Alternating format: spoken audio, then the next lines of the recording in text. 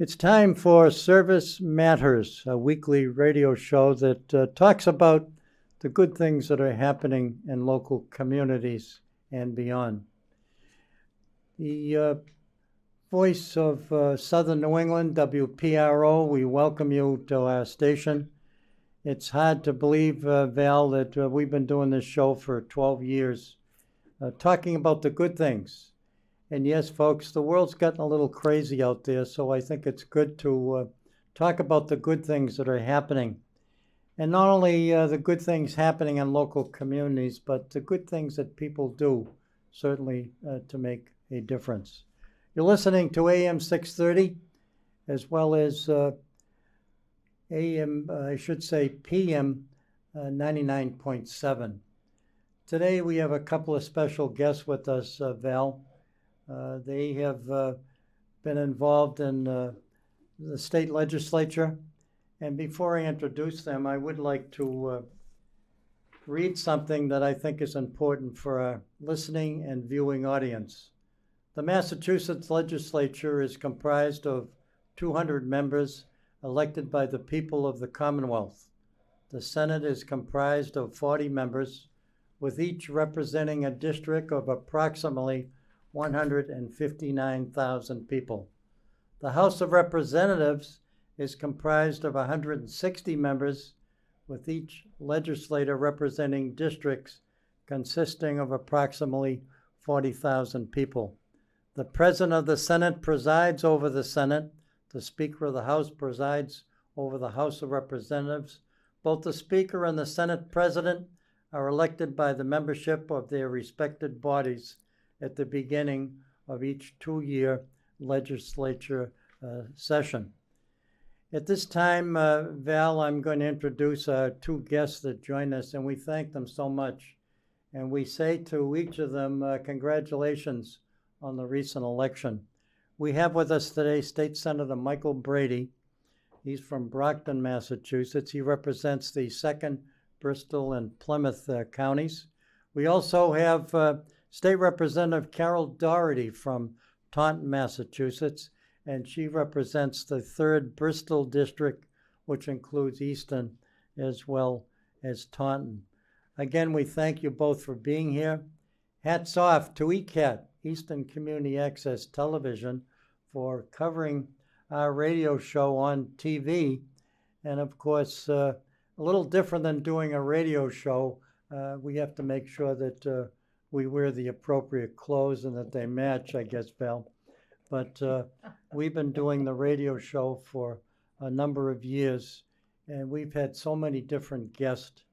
And today we have two guests that have stepped up to the plate and done things above and beyond the call of duty. State Senator Michael Brady, I'm going to ask you to go first. I wanted to ask you, how do you feel about being a state senator and being reelected? You certainly got a massive job in terms of the Bristol and Plymouth counties. What is it like to be a state senator? Well, thank you. And I want to first thank you both for hosting us and having my good friend, Representative Carol Doherty, and myself on the Eastern Community Access as well as the radio show. We're honored to be here. It's been a unique situation. I started out on the school committee back when I first ran for public office in 1995, and we did some great things. We got money to rebuild, refurbish some existing buildings back in the day. That's in the city of Brockton. Then we got 90% reimbursement from the state to build 5 new elementary schools, and that was fantastic. I subsequently served on the city council for 13 years after that. I didn't have many gray hairs in those days like I have now. But then my good friend Tommy Kennedy moved on, as well as our good friend Bobby Creedon, who served in the Senate seat as well before me. We lost our friend Frank Powers from Plymouth County.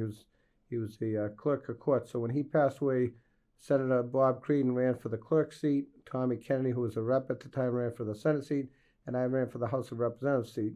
And I was successful, and I want to thank all the voters for voting me in on all of my elections. I couldn't do it without the support of the communities that I represent.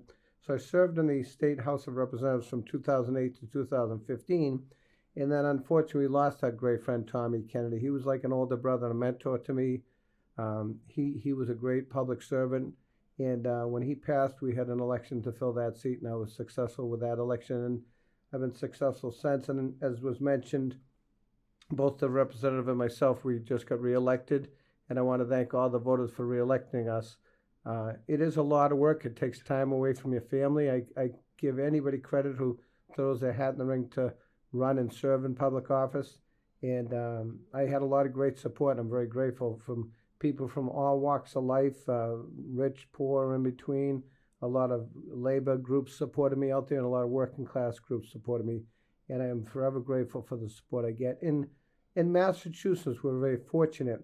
Unlike what you may hear in other parts of the country, I'm a Democrat, Representative Carol Doherty is a Democrat, but we work very well across party lines to get the job done. We may not agree with everything, whether the person's a Democrat or a Republican, but we've done a lot of great endeavors and strides we've made in the Commonwealth of Massachusetts, and we've been very successful. One big thing that we got passed a couple of years ago was the Student Opportunity Act, which has been the highest increase of public funding for public education.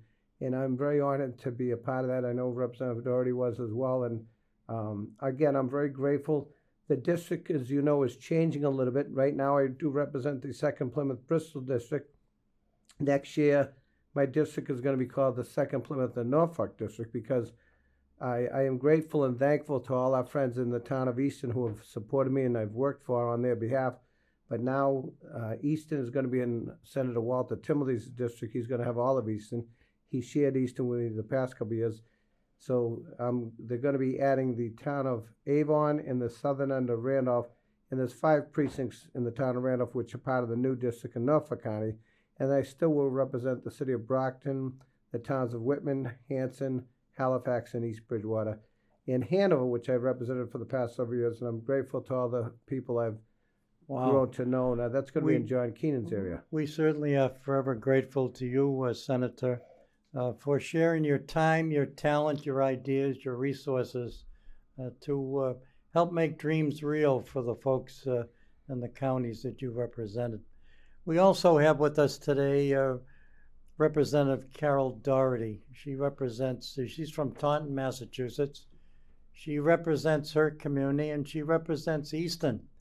And I think if you were to ask her personally, she'd say she represents both Easton and Taunton, regardless of where she lives. The fact is that she has stepped up to the plate also to fill a very important responsibility. And of course, preceding you, we had Claire Cronin, who now was selected by the President of the United States to serve as the ambassador to Ireland. Certainly, you must be excited about your responsibility as state representative. Oh, absolutely. I came into the State House on a special election where the previous representative, Shauna O'Connell, became mayor of the city of Taunton. That seat became vacant, and the Speaker of the House determined that there should be a special election. So I ran and won that seat, and then ran almost immediately after that for a full term, and of course, my re-election in the recent election last week on November the 8th. And so I'm very excited to have this opportunity to serve the people in the 3rd Bristol District. And the 3rd Bristol has grown on the eastern side by 2 precincts. So I currently represent Precinct 6 and have been blessed with the pleasure of 5 and 4A. So it really makes the town of Easton a third of the electorate in, unlike previous with 1 precinct, a third of the electorate in for the 3rd Bristol District. So my background is primarily education. I made the decision to run for a school board. So I worked at Northeastern University for 18 years in the School of Education doing teacher professional development work. And when I left Northeastern after all of that time, I had teaching experience. I was an elementary school guidance counselor. I was president of the Massachusetts Teachers Association. And I thought to myself at the time, and working at the university, what do I do with all of that experience?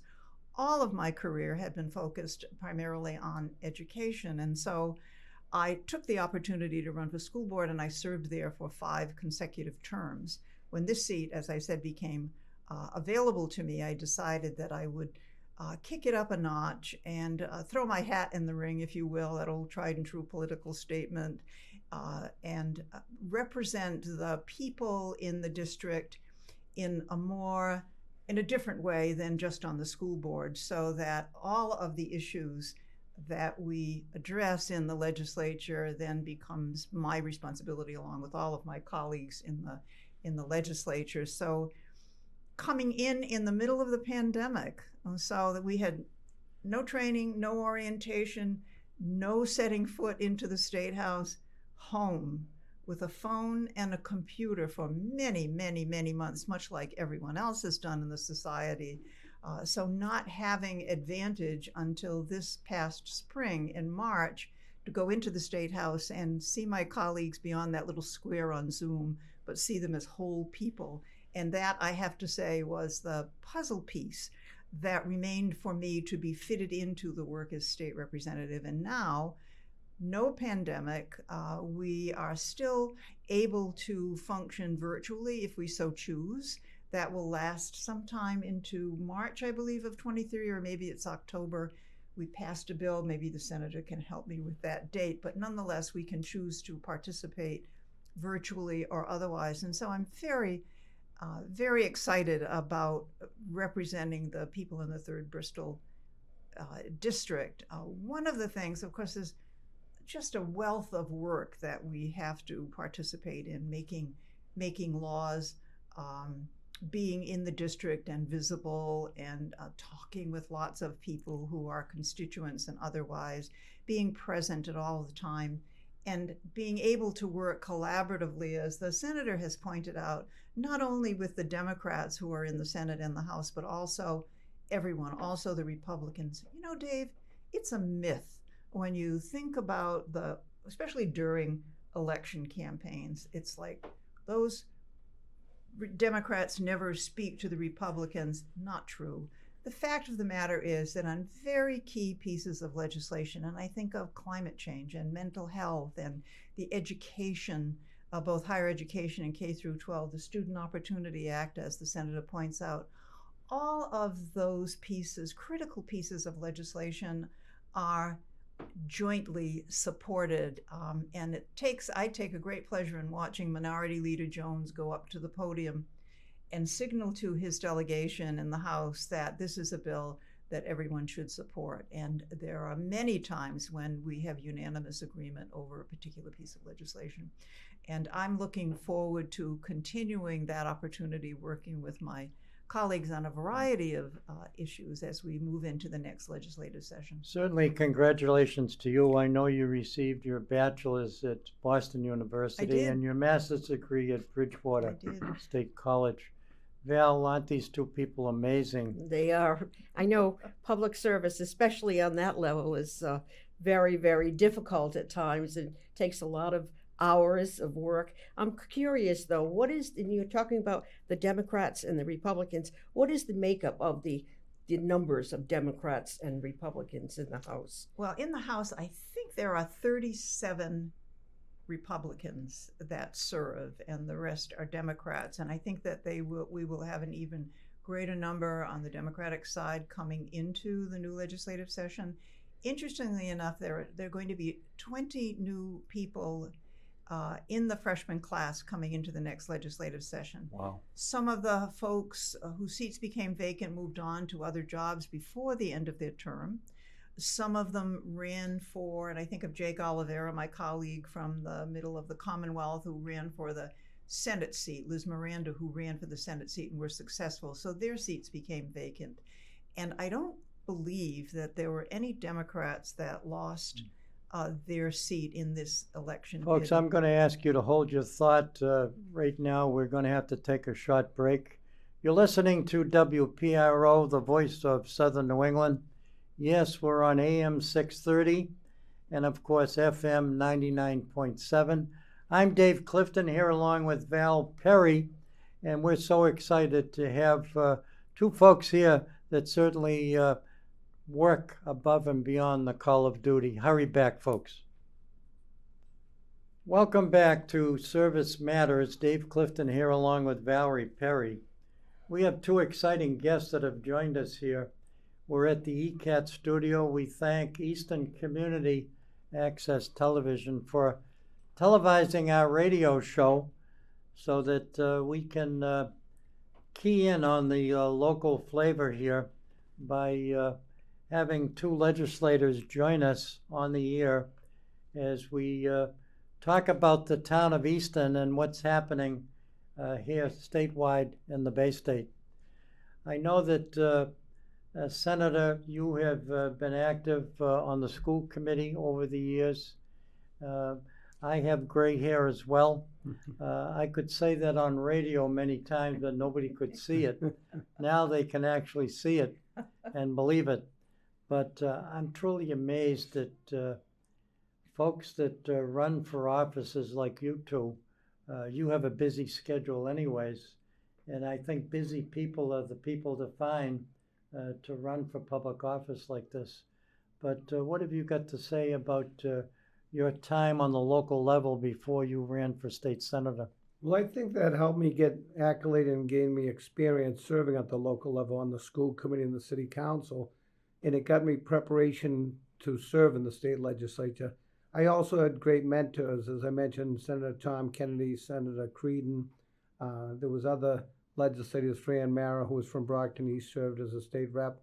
Some other people, Anna Buckley, we go way back when she was a senator. My aunt worked for her when she was a state senator from the area. And I think that helped to open doors and get me accolade into the state house. Plus, I had other friends who were in there. So when I first ran for state rep, I had people that helped me open doors for myself. I was fortunate to serve on the Economic Development Committee when I was a state rep with Brian Dempsey, who later became the chairman of Ways and Means in the House. I served on the Public Safety Committee. I'm very supportive of our police and firefighters and our EMS personnel. So, and Hank Don, who's a veteran, he served our country. And I want to thank the veterans out there. Before I go any further, we just came out of celebrating Veterans Day to honor our veterans. I'm honored. I currently serve in the Veterans Committee in the State Senate. And we've passed the SPEED Act and many other great pieces of legislation. We can never do enough for those who came before us to fight for our freedom, to give us the opportunity so we can sit and converse like we are today. And God bless them. Absolutely. And we just had a lot of celebrations, whether it be parades or breakfasts or lunches. That's the tough part in public service. You know, you get invited to a lot of dinners and meals, and it's tough to keep the weight down. But I'm very honored to serve in that. So Hank Norton, he ended up being deployed overseas, and I filled in when he was the chairman of public safety as the interim chairman. And then, as I mentioned, when I got elected to the State House, I'm honored to serve in the Ways and Means Committee. I'm the chairman of public service currently now, and I serve in the Veterans Committee. And we've done a lot of great work, the Welcome Home Bill, the Valor Act 1 and 2, but we can never do enough in funding for our district. It's so important, local aid, and I learned that, as you mentioned, when I served at the local level, that without the state funding, these towns and cities we represent could never survive, whether it be for school funding, transportation funding. You know, Chapter 90 money goes towards roads. Living in this part of the world that we live in this country, we have weather situations that, you know, if you don't like the weather in New England, wait a while, it'll change. I'm glad you mentioned that, Senator. I know that there was a question. I know Val has some questions, but somebody did ask me, make sure you ask the senator and the state rep, do you folks work together on bills and on issues that come up? I think that's kind of a must. Absolutely. Yeah, I have to say that both the senators, Brady and Timilty, and then it will be Timilty going forward in the next legislative session, always, always, always includes me, notifies me of something that's coming along that I may not have been aware of. And when he delivers up a citation, if I happen to be in the room and wasn't aware that the citation was being given, he will invite me to the podium and say to the audience, this is presented by myself, Senator Timilty, and also He's a real team the player. representative. So, and Senator Brady, I'm going to miss you, Senator. Miss your face around here. The representative that has been elected to take up the rest of Easton that I don't represent is Jerry Cassidy.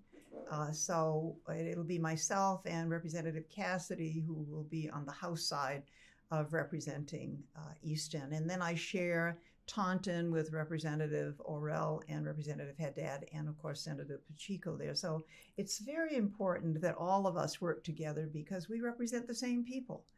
And that kind of collaboration, and I think, for example, I proposed an earmark for something in Easton, and the earmark was not adopted. And so I reached out to Senator Timilty and I asked him if he could offer this earmark for the town of Easton, and he did. And so on the Senate side, a part of the money that we had asked for the project was adopted on the Senate side. I think that the Senate has a little different process for earmarks than we do on the House side. So, but that's the kind of collaboration that really is critical for our constituents in the district. Go ahead, Val. I find it very interesting that both of you are serving on the state level, in the Senate and in the House, but you both started with the school committee and the school board. True. That's Yeah. very interesting. Yes, Um, it is. And I'll tell you, I wouldn't be here today without public education. I come from very humble means. My father worked with, matter of fact, he worked with Ray Daly from Northeastern, who since passed away. Ray Daly was my godfather. They worked in Daily Drywall together in the 60s and early 70s. And then my mother worked in the factories as a stitcher, and then she would bring the piecework home. So I come from humble means, and I worked nights at Superior Bakery in Brockton to go to school at Massachusetts Community College. And then later on got in the insurance business and went to school for Metropolitan Life. And I had an office down the street in Easton, right next to where Doyle's is now. It was called Crossroads Pizza on Route 138. So even though my district is changing, I'll be right next door in Brockton, and I'm honored because I look forward to working with our good friend Senator Walter Timilty, who's been a great friend and colleague of mine. He's got a family that's been very much involved in politics over the years. Yes, and then Representative Carol Doherty and Representative Jerry Cassidy. And I've known Jerry Cassidy for many, many years. We served on the city council together in Brockton. He worked for Tommy Kennedy for many years. He's got a heart of gold. He's very quiet, but he knows how to get the job done. He's not one to brag too much about things. And the funny thing, when he got into the State House, he always was there supporting Tommy Kennedy. And Tommy, as those who knew him, was handicapped. He had an accident in 1970. That's how he became paralyzed.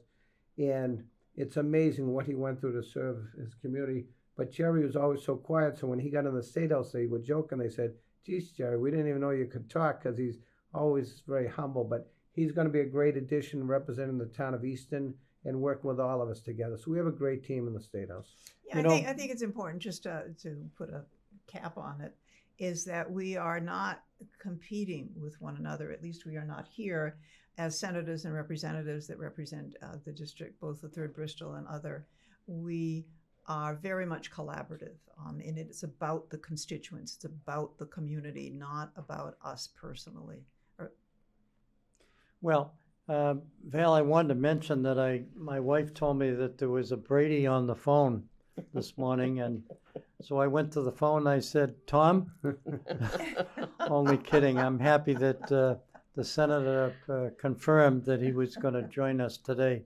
We're going to take another short break. The New England Patriots will be taking on the New York Jets over at Gillette Stadium. That's Sunday, 1 p.m. kickoff. The Patriots need the victory, and they have been so successful against the Jets. You're listening to WPRO, the voice of Southern New England. Dave Clifton here along with the well-known Val Perry from Rhode Island. We'll be right back after these important messages. Welcome back to Service Matters. This is Valerie Perry along with Dave Clifton, and today we're talking to Representative Carol Doherty and from the Easton District, I believe that's Third Bristol, right? Exactly. Okay. Thank you, Bill. And Senator Michael Brady from Brockton, Mass. And very pleased to have both of you here. And I have to say, as I said before, they both started out with the school department. And I say that because I have the same experience, only different on a different level. I started out as an administrative assistant to the assistant superintendent, and then I went on to become administrative assistant to the city manager. then I moved on to be a city clerk, and then I moved on to be a city councilor. So we all started out with the school department, and I think that is such a, a good combination. And I know when I got to be a counselor, I had a lot more understanding of the school department budget and the school department issues. So that made a big difference. And I'm sure the both of you have a lot of educational issues, and because you work for the school department, the school committees, how important all those issues are. When I was a teacher and guidance counselor as well, both in New Bedford for a short period of time many years ago, and also in Taunton, before I stepped out and became president of the Massachusetts Teachers Association. And I have always said that education is the cornerstone of our society. Without good quality education, there is a very dim future for our country. And so it's really, really critical. One of the things that I wanted to do when I stepped into the legislature initially was to be appointed to the Education Committee. And so did a lot of other people as well. And so I thought that, well, I'll bring all of this experience and then I'll know what I'm talking about while I'm deliberating various pieces of legislation. However, I was appointed, among others, to the Children and Families and Persons with Disabilities, which is clearly an equally important and critical committee to serve on. And so in that way, I was able to bring that experience with children and families to the table on serving on that committee as well. And so I was not disappointed in being able to serve in that way. So thanks for asking that. It is truly amazing that each one of us, we're all in the helping people business. And I know that Val and I are very active in Rotary, and you folks have probably been to Rotary clubs as speakers, but their motto is service above self. And you two folks truly represent the Rotary motto, stepping up to do what you can to help people. And even our sponsor, the Navigant Credit Union, they have over 21 branches in the Ocean State in Rhode Island. And their motto is people helping people. All of us try to do the best we can. And here we are approaching Thanksgiving. And I always, it's one of my favorite holidays. I don't know about you folks, but it makes me stop and think how lucky we are to have what we have, to live in a country like the good old USA, the land of the free, where just about everything we need is within reach. And we're very fortunate. And if folks take visits to other countries, maybe some third worldwide countries, they'll find out how fortunate we are. And you two folks, whether you're a state representative or a state senator, you represent the people, and you have to be on call like 24 hours a day. You never know when you're going to get a call. And I had difficulty at first trying to reach you, but the fact is that I know you're busy people. And we thank you so much for joining us on the air today so that we could spread the good word about the things that you folks are doing. We can spread it on WPRO. We can spread it here at ECAT, Eastern Community Access Television. I know, Carol, you've had some background, you've had some experience on radio. Tell us about it. Oh, yes, I have. Some years ago now, the Taunton High School was, the city of Taunton had proposed renovating the high school. And it was a debt exclusion vote that was going out to the community. And the people who were leading the debt exclusion campaign felt that they had been treated not quite well by the then radio station, and made the determination, before I came along and was active in the radio, that there should be a radio program devoted to a different perspective and point of view that these people who were running the debt exclusion campaign didn't feel that they'd gotten.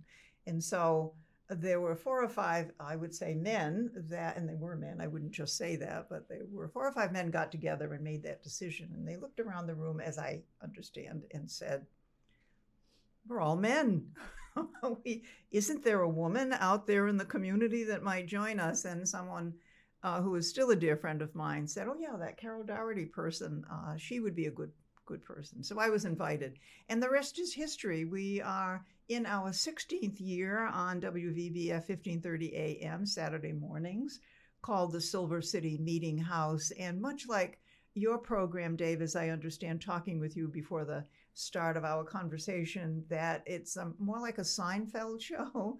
We talk about just about anything. We like to have guests, current topics, things that people are interested in. But when we don't have those opportunities available to us, we sit around and chat about what's going on in the community. And it's really, as you well know, it's a lot of fun. It's a lot of fun to be able to bring information, what we consider anyway, topics that would be interesting to the community. So yeah, Isn't thank that you for interesting? asking that. Before we go back to the senator, I know that Val and I, active as past district governors of Rotary, two of the greatest decisions that Rotary International made not too long ago was to invite women to be part of Rotary.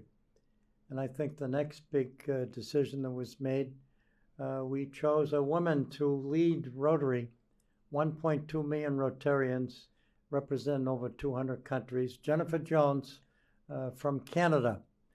And she is now the president of Rotary. So we feel much stronger as an organization because we have more than just men. It's not a men's club anymore.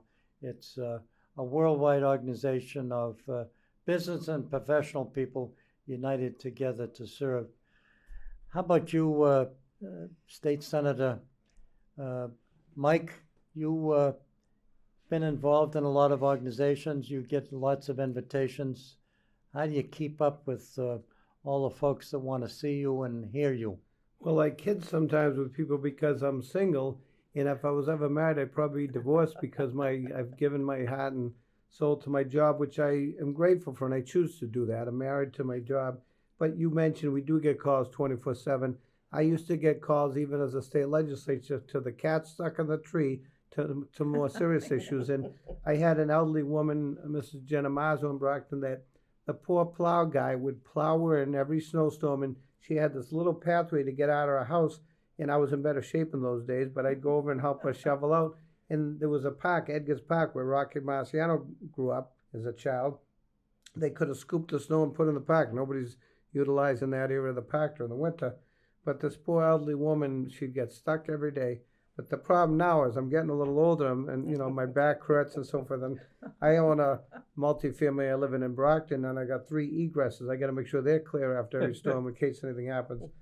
But it's part of the job that we do, and we choose to do it. And I think the people around us that give us the support and the help, that makes it worth the while. Sometimes we look at millions and millions of dollars of budget and nobody blinks an eye on. But if you get a street light put up in a neighborhood for somebody, they're so grateful.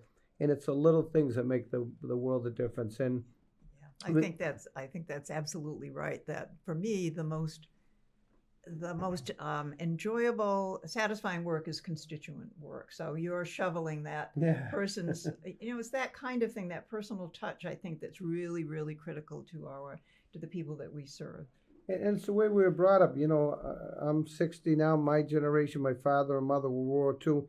You would help any neighbor out with a issue to shovel the driveway or to help them out with whatever the issue is. And that's the way we're brought up. And we try to convey that to the next generation. I know our school teachers are doing a fantastic job out there, but it's a different world. Technology, all the instant information that's not always factual, as we know. I still read the physical newspaper. You have Facebook now and all these other entities, and cable has helped get the word out there, and radio is still alive, which is great. And we're grateful to be on this radio show and cable show. But there's so much information on the internet, and this is the thing that we try to encourage people to make sure they do proper fact checking, because there's so much information that may not be factual out there. And all right, stuff. You are. We're going to ask you to hold that thought. We're going to take another break. Folks, I just want to remind you that we have a state senator and a state representative joining us on the air today. Val, we found 2 people that really stepped up to the plate, and we have Sure did. a lot more questions we'd like to ask our state senator and our state rep. Let's take this short break for these messages. Welcome back to Service Matters. And on this show, we like to talk about the good things that happen in local communities and beyond. We also like to talk about the good things that people do, like our two guests that join us today. We'd like to remind people out there that the Rotary Club of Sharon, Massachusetts, has decided to run an annual Thanksgiving dinner for their senior population. It's going to be held at the Sharon Community Center in their ballroom. They have everything from turkey to a full dinner. They have speakers, they have entertainment, and of course, it's Rotarians that are making it happen. And I always remember what Gandhi once said, and I've said this many times: the best way to find yourself is to lose yourself in the service of helping others. And that's what our two guests do here today. Val, we wanted to talk to our guests about the bills. I'll let you handle this question. Okay. Well, I'll start with you, Senator. Is there any specific bill coming up that you are involved in or that you're working to push forward? Sure. As you all know, if you've been in public office or witnessed it, there's thousands and thousands of bills that get filed every year. Some, because of circumstances, don't come to fruition, may not see the light of day. But through a lot of work with our colleagues in the Senate and the House, we've gotten a lot of things accomplished. The recent economic development bill, which took a while because there was differences between different entities in the bill to get it passed, this brings more revenue to the cities and towns we represent. It helps out. I know the Old Colony Planning Council, we have Doherty who's involved with that from Easton, and Mary Waldron from Brockton. There's a lot of initiatives, and we got funding to put in to help out businesses as well as residents from the community. Another big important bill, the woman's right to choose, and you brought up earlier, we finally have a woman Rotarian who's the head of the Rotary. Years ago, women didn't have the right to vote, and I think, and I strongly feel this, it should not be my decision of a woman's right to choose. It's not whether you're for or against abortion. In that bill, that protects people's right, if they want to have a child, that they can get educated on that and hopefully get some funding for that. But it was a tough thing that happened at the Supreme Judicial Court decision. And fortunately, states have the rights to choose here. And I support a woman's right to choose and to get educated on this. So it's not just people having frivolous abortions or anything else, but protecting. There's a lot of circumstances that, and I'm a man, so I believe in women are much smarter on this than I am. But as far as what happens when a young child gets raped or something, or something happens in their family, there's all sorts of situations. If somebody's life is on the line, whether they have the baby or not. And I love children. I went to a thing for an adoption, National Adoption Day today in the city of Brockton, the courts, and this is across country. So many beautiful children being adopted, from infants to 5 and 6-year-olds. It just warms your heart, especially right before Thanksgiving. What a great gift to be with your family for Thanksgiving. But again, it should be not should be my choice. It should be decided between the mother or the father. If it's a single mother, her decision, and their family's decision. So interesting. That was very, very important legislation. I'm going to ask Representative Doherty your input on some of the bills that you've been involved in. Well, clearly, the education funding, first of all, the budget is really, really critical to keep the ship moving forward, to make sure that a budget, and it has this year, represents the wants and needs of the people across the Commonwealth. And so, as I mentioned earlier, there was a very comprehensive mental health bill, an historic climate change bill, Roadmap 2050. Issues like that, the Student Opportunity Act, which is funded. It was supposed to be funded a year ago, and for whatever reason, and the senator was there at the time, it wasn't. But instead of over a 7-year piece to fully fund it, we consolidated, and it became a 6-year piece to fully fund. So things like that are really critical and important. I was glad that the senator mentioned the economic development bill. When both houses, both chambers, the Senate and the House, had voted to support various aspects of the economic development bill. For me, particularly the tax benefits package, tax relief. Many of us who were living, working, running for reelection in a purple district, really, I did at any rate, hung my hat on the importance of, as we face an inflationary economy, the importance of being able to give back to our constituents resources that they so well deserve in the form of tax relief, not tax cuts, but tax relief, which is a distinction. And along came this thing called 62F. Everybody has heard about 62F, I'm sure, whereby this obscure 1986 ballot question was put before us by the governor to say, our revenue has exceeded our income in this period of time, and so therefore it triggered the 1986 ballot question, where I think it is now 13% of the Massachusetts state tax that we are each paying, we'll get 13% of that back in the form of relief. But that held up that economic development bill for months and months and months. And it had to be reconfigured.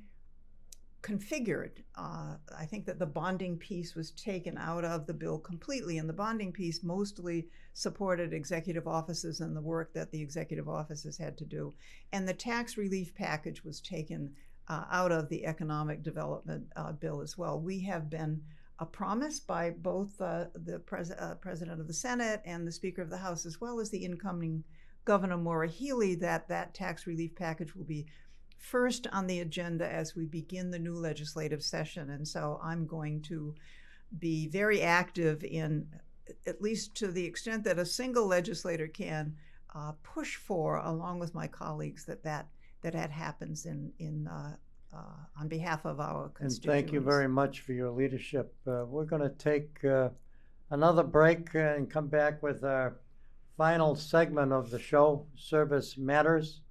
We'd like to thank Kim Pincus, who heads up ECAT, Eastern Community Access Television, for televising our radio show on WPRO, but most important of all, to be able to give our two legislators an opportunity to tell their story. Hurry back, folks. Welcome back to the final segment of Service Matters. Dave Clifton here along with Val Perry. And we're talking to not only a radio audience today, but we're also speaking to folks that may be viewing this show on Eastern Community Access Television. And again, we're so happy to have with us our state senator from Brockton, Massachusetts, Michael Brady, and he represents the 2nd Bristol and Plymouth counties. We also have State Representative Carol Doherty. She lives in Taunton, but she represents the 3rd Bristol district, including both Easton and Taunton, Massachusetts. Folks, I'm going to give you both an opportunity, and I know Val has some other questions, but I wanted you to make some final comments and tell our listening and viewing audience some things that you think that they should be aware of and the role that you play either as state senator or state representative. Val, do you have any questions you'd like to throw at our... Just one. Seeing that we just got over an election in all of our communities, what do you do about signs? Do you put signs up in your communities? Oh, yes. Yes. So as I understand it, there's a rule in Easton that requires that you can't put them up months and months in advance and must take the signs down immediately. And so that has been done. And in Taunton, my signs went up in September. But I stay with modest size signs, those little 24 by 14 or whatever that size is, the lawn signs. My opponent this year had 4 billboards and these huge 4x4 signs, and then lots of little signs as well. So I just couldn't see myself 8 feet high on a billboard. I just couldn't see that at all. So I think signs are important to a degree, but that old adage, signs don't vote. So, yeah. That's right. How about you, Senator? Well, I do put signs up as well, and I'm grateful to our volunteers that help us put the signs up, because As I mentioned, my father was in the construction business. I was only good at taking things down, not putting them together. When they did coating nails, they'd put me in the closet, so if I made a mistake, you wouldn't see the mistakes. But my father, my brother Bob, who was a selectman in Avon, he unfortunately passed away 3 years ago in the beginning of COVID. He got diagnosed with COVID, but he was great at doing that type of work. So I'm grateful to my volunteers. I have a gentleman who works for me in the State House, Jim Breton, who's a retired union carpenter, and he works for me, and he's great at making sure those signs, because in the weather, as I mentioned earlier, we never know what the weather's going to be in Massachusetts, and we got windstorms coming in and rain, and we had a little dusting of snow the other day. So he makes sure they're secure, because, and I do try to make them get picked up as soon as possible. And as the good representative mentioned, every town has different rules on signage. Mm-hmm. Some you can only get up like a week or so before the election. You got to get them down a couple days later. Some don't have as strict rules. Some want a little retainer fee. So every town and community is different, but I feel it's necessary to get your word out and put advertisement. We also do mailings, and we also knock on doors. And hopefully when I'm knocking on doors, I lose some weight, because as I mentioned, we go to all these functions. But it's a combination of things. And now the new world we live in with the internet, I had never done Facebook or any of those things in life, and that's the new world we're living in now. It's I know of crazy. one legislator, a senator, who decided to let his opponent put up his large signs, and then when he got finished, he just put his picture on the large sign. Only kidding. But What a good he was idea. only kidding too. Well, you know what's funny? You brought the picture. So when I first ran for school committee, my friend says, Mike, you got to put the picture sign in, we're our own worst enemy. When I was younger, long before I got into the political spectrum, I had long hair, I played in bands, never made any money, used to sing at the Ford's Tavern in Easton here in the Pickleball. It's gone through many changes since. But the heart of the matter is, I did finally agree, and people that would have never thought of me running for office back in those early days, oh, that's a Mike Brady we know, and it helped get the word out, even though we think our picture is terrible. And I didn't have gray hairs back then, as I mentioned, but you've got to find a way to market it and get the word out, because it's important. We have a free right to vote in this country, and turnouts are very dismal at times, and you got to encourage people, and people think their vote doesn't count. We had a school committee race in the early 90s. A gentleman named Dave Hancock, synonymous with the world, the Hancock name. He lost by 3 votes. He had people at his house celebrating that didn't get down to vote. And I had a state reps race back in 2008 that I won by 14 votes. And we were knocking on doors right up till 8 o'clock to remind people, because people's lives are busy. Husbands and wives are working. They have soccer, baseball. There's so many other things in their busy lives. It's tough for them to vote. And I think, especially during the pandemic, the early voting helped, and it was legal. We didn't have problems in Massachusetts. Whether you voted early at the local clerk's offices or like in Brockton, the Westgate Mall. And there was great oversight to that, because, again, people's lives are so busy. It's tough to get people out to vote. I'm going to ask you, Representative Carroll, if you'd make some final comments. And we wanted to find out how you folks handled things during the pandemic. Well, first of all, I want to thank you very much for this opportunity, and for the opportunity of your listeners to learn more about the legislative process from us, but I'm sure that you do it with others as well, both in Rhode Island and here in Massachusetts. So that's very critical.